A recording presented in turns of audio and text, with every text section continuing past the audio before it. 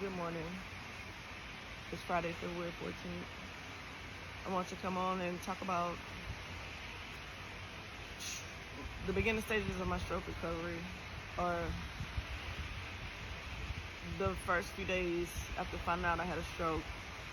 I remember there was a point when they told me I had a stroke, I was calm because I was finally able to know what was going on with me. And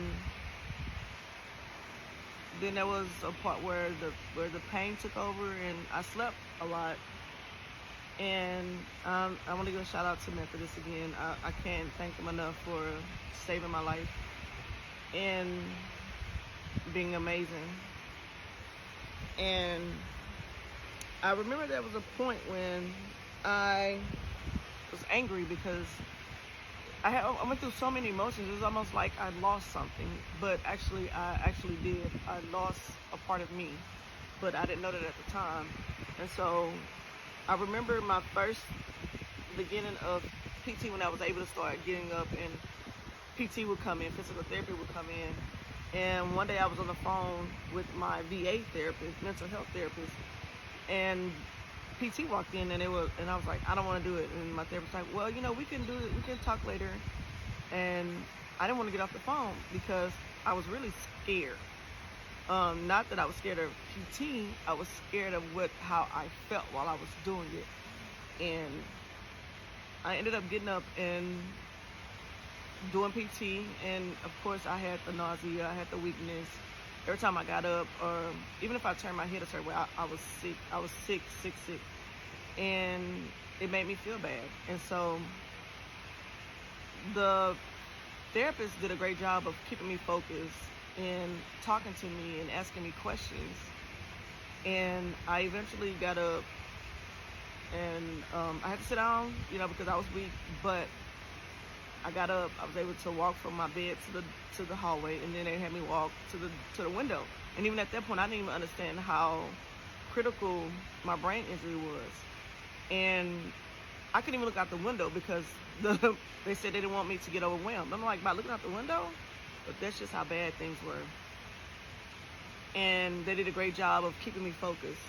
And that was the first time I had my sister record. I said, hey, could you record? Because So I'm glad my mental health therapist understood where I was mentally, because I thought I was just like, I don't want to do it because I don't want to be sick. But that was the beginning of my healing and fighting through.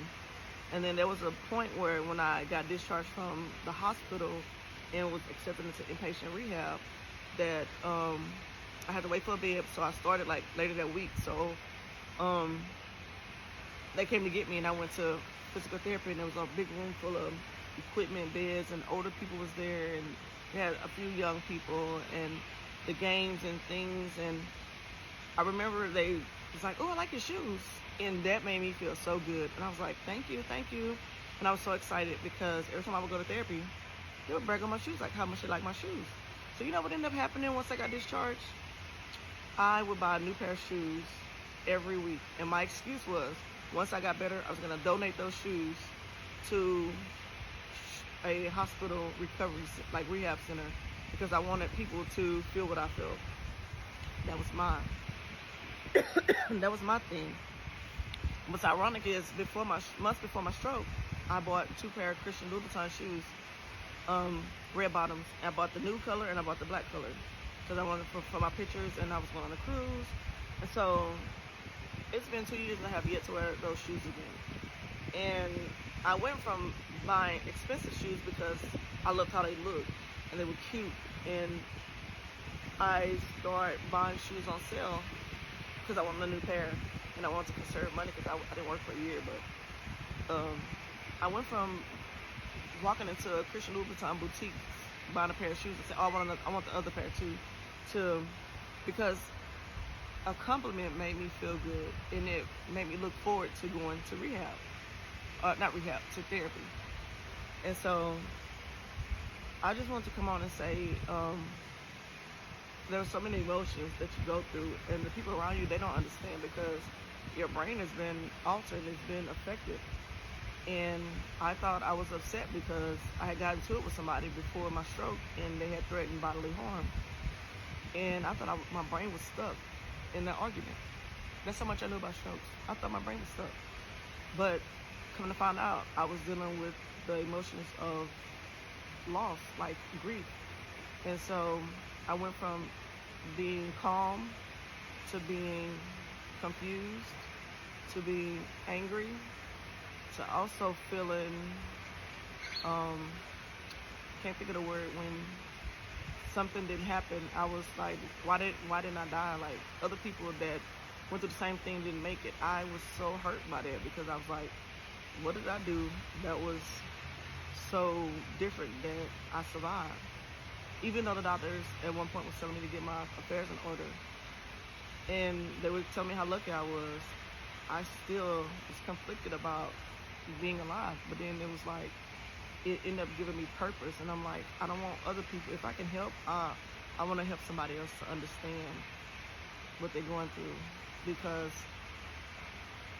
I looked for support groups, and the support groups didn't give me what I needed, because some people were far back in their recovery than I was, even though they had suffered a stroke before I did. I was far along. I was able to move my hands and do things and walk, and well, after a certain time I was able to walk. But I was like, this can't be my life. And I had to get off those support groups because it made me feel bad. And I'm like, I don't want to feel like this every day looking for hope and then finding hopelessness.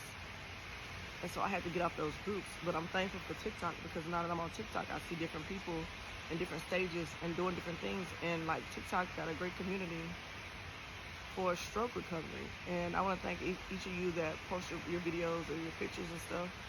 But I want to come on and talk about the many emotions that we don't talk about dealing with stroke recovery. I'm going on year 2 on December 7th. And I know that it was nobody but God that got me to where I am. And I didn't have surgery because I was beyond the point of surgery. At the point that I was, all we could do is give you medicine and hopes it helps with the swelling.